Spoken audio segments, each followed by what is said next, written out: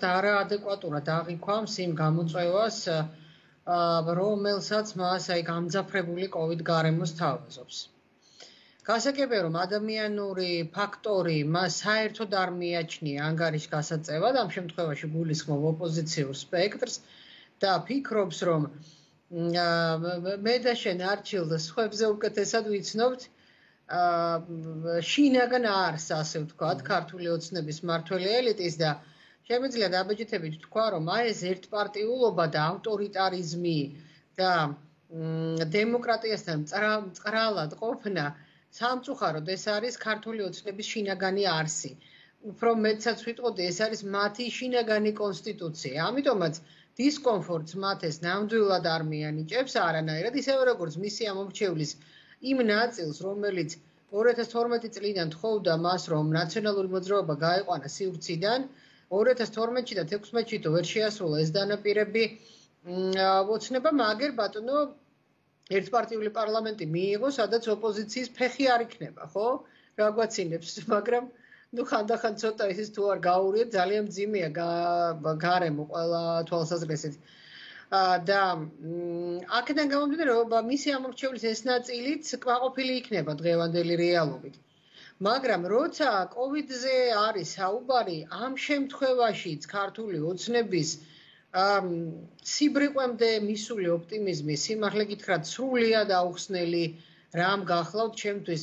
ასეთი როგორი დაბალი წარმოდგენა უნდა ქონდეს საკუთარ ამომრჩეველზე ხელისუფლებას, რომ იფიქროს, რომ აი ამ ფაქტობრივად გენოციდის რეჟიმში მყოფი საზოგადოება მას ამასაც აპატიებს. ნუ გულისხმობ მის ნაწილს, ამომრჩევლის მის ნაწილს, ხო?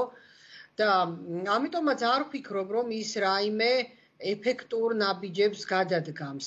მოკლედ რომ ვთქვათ, საუბედუროდ ტრადიცია, ასე ვთქვათ, სამწუხარო ტრადიცია, რომელიც საქართველოში ჩამოყალიბდა, ამ ტრადიციის მიხედვით ხელისუფლებები არათუ კანონს და კონსტიტუციას ემორჩილებიან და მისდევენ, არამედ ორადორი ბერკეტია მის გადაწყვეტილებებზე ზემოქმედების, ეს არის ქუჩა, ოღონდ მასშტაბური ქუჩის აქციები, როდესაც შიშია უფლებათ, რომ აი ამ ქუჩამ ეხლა შეიძლება წამლეკოს, ან დასავლეთის ძალიან სერიოზული პირდაპირი ზეწოლა, რომ დათმონ მიტაცებული ხელისუფლება. თუმცა დასავლეთი პირდაპირ დამოკიდებულებებს არიდებს თავს.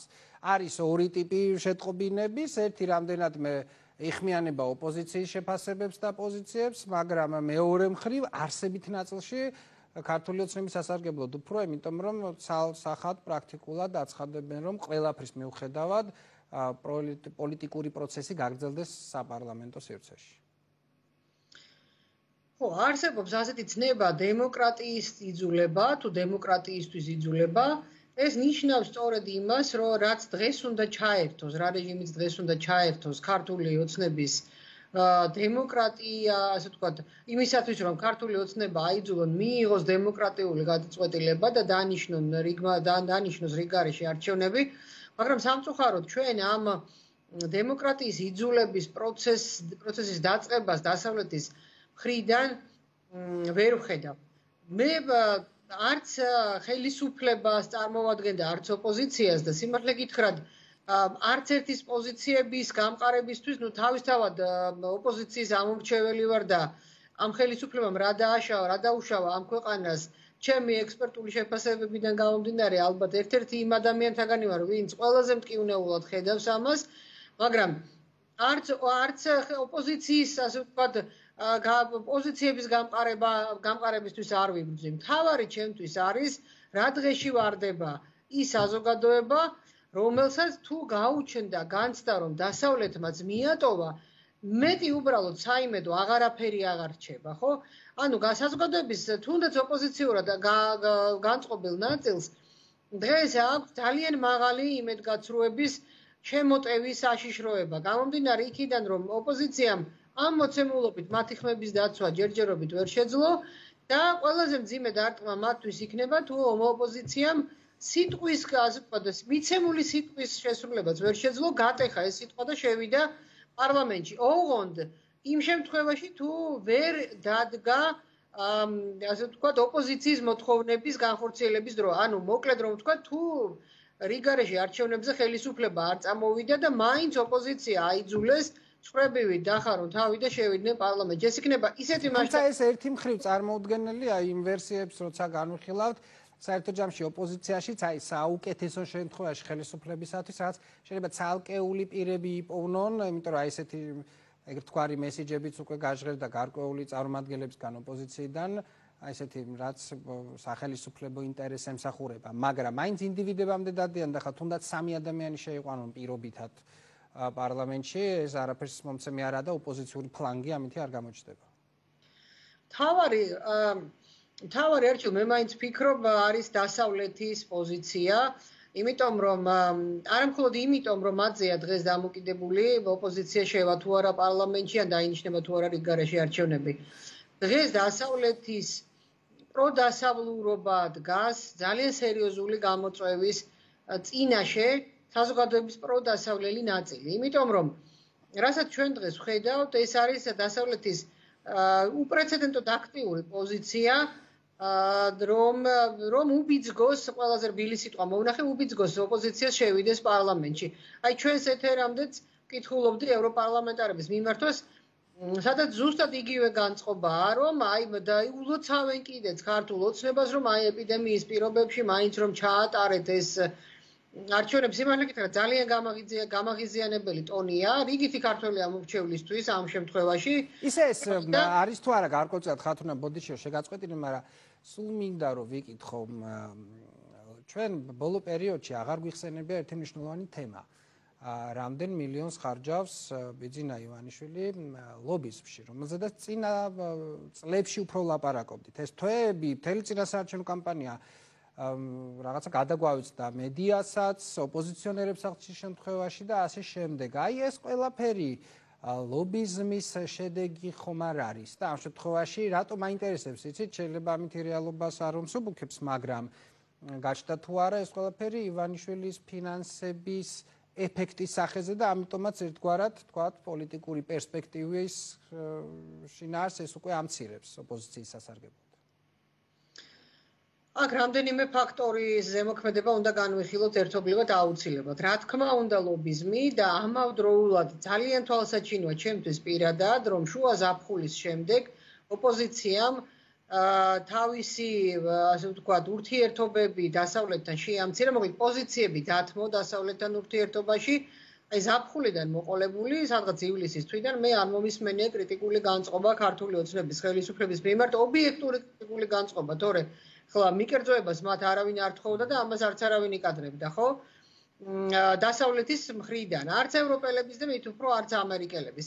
ეს ოპოზიციისთვის განგაშის ზარის ტოლფასი უნდა ყოფილიყო, მაგრამ მათ არაფერი გააკეთეს იმისათვის, რომ წინასწარ ეს მათი უკვე არსებული არხები მოემზადებინათ სავარაუდო და მოსალოდნელი გაყალბებისთვის, რის შედეგებსაც ისინი დღეს იმკიან. ეს ერთი, მეორე.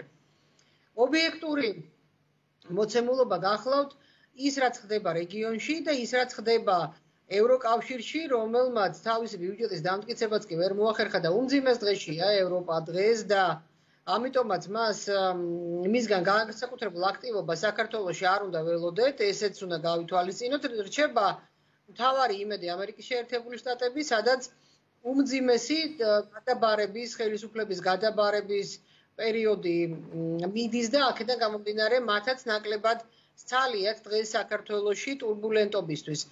ანუ მე რასაც ეხლა უყურებ, დასავლეთი ცდილობს რომ ასე ვთქვათ სასტრაფოდ მოაგვაროს ეს კონფლიქტი საქართველოში, დროებით მაინც შეინარჩუნოს სტაბილურობა, შეიყვანოს პარლამენტში ოპოზიცია და აი მერე უკვე როცა თვითონ ამოისუნთქავს და მოიცლის კვლავ დაუბრუნდეს საქართველოში დემოკრატიის ასე ვთქვათ თემას, მაგრამ აქ სწორედ აქ არის მთავარი ნაღმები ჩადებული.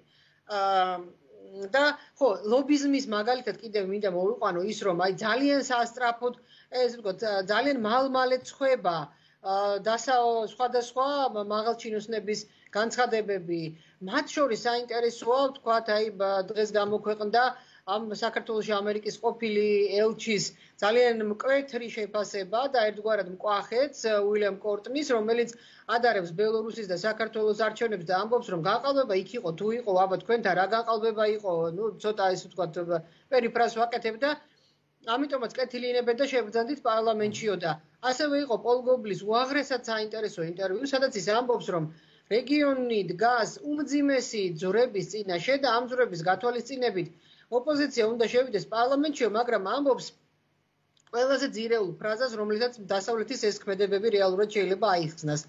თუ ოპოზიცია პარლამენტში არ შევა, ჩვენ ვიღებთ მოსკოვის პარლამენტსო და ისინი ცდილობენ ეტყობა, რომ აი ეს მოსკოვის პარლამენტი არა მოსკოვის ოპოზიციის შესულით დააბალანსონ, მაგრამ ერთი ფრაზა და ეს აუცილებლად სათქმელია.